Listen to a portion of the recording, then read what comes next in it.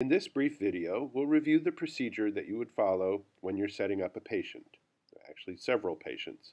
That is, when you start your shift and you receive handoff or take report from the outgoing nurse, or when a new patient arrives mid-shift, you have a new patient admitted, you would conduct the same procedure. All right, so before I can set up my patients, I have to start my shift. I'm going to choose generic here, and I'm going to have my 8-hour med-surg shift. It starts at 3 p.m. Here I am getting started.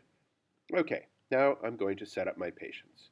As I'm taking report from the outgoing nurse, I'm going to add the patients from the prior shift, that is, that nurse's patients. Okay, so for example, this patient named DDD. Perhaps I'm going to take over that patient from the outgoing nurse, and here she is. A 43-year-old female in room 56, bed B, and her initials are DDD. Let's edit this patient's data. Let's modify it a little. Okay, so my patient has been here a day. Well, it's now 2 days, so I'm going to update the length of stay, LOS, and save that. What else? I'm going to leave the gender unchanged. They're staying in the same room. I'm going to keep the same initials and nickname. Precautions, I'm going to keep that. That's this P here means precaution. And this particular patient has a pain precaution. I should just be aware of that when I'm working with this patient. Okay.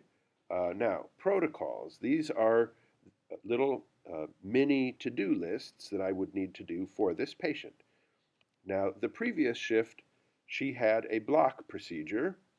I won't need to do that on this shift. So I'm going to delete it. I hit edit and hit the minus sign here and delete. But I'm going to add another protocol. I know that at 4 o'clock I need to administer some kind of a pain med, and there's actually a protocol related to pain. And let's find that. Pain meds with reassessment.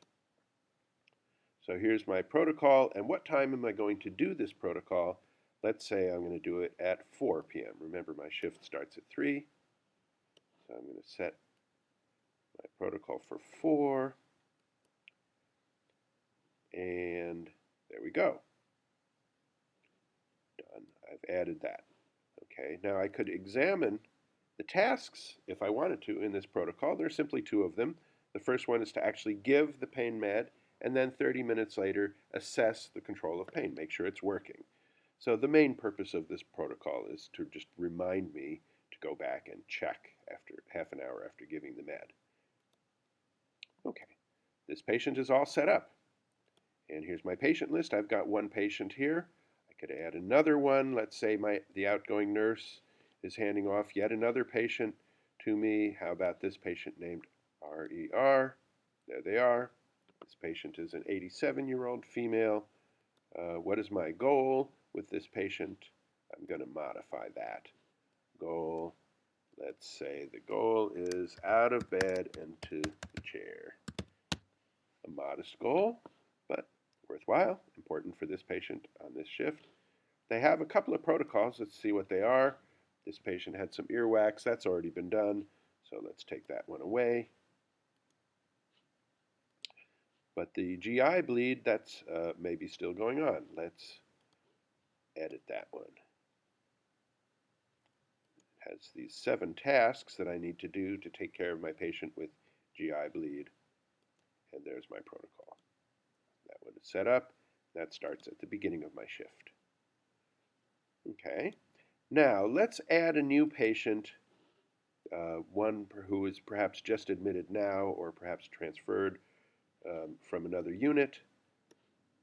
This patient is a male patient, and what is their name? Let's give them some initials here. How about LLL? There's my patient. Okay. And what room are they in?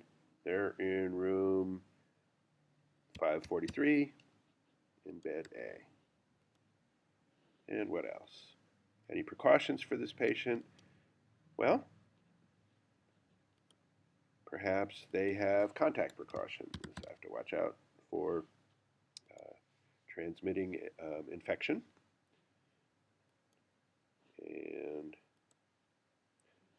else? Perhaps there's a protocol for this patient. We'll add a protocol. What do I need to do for this patient? Oh, let's say they have back pain.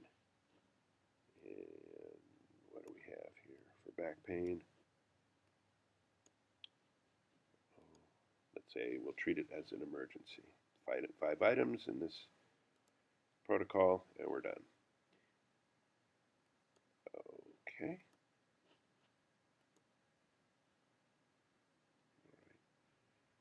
So now I've got my 3 patients, 2 females and a male, and I'm all set up. And that's the procedure. You either select existing patients, or create new ones. And you can set your goal if you like, and you can remind yourself of precautions. All the data fields for every patient are optional. Just use the ones that are useful to you. And that's the procedure. And thanks again for downloading NurseMind.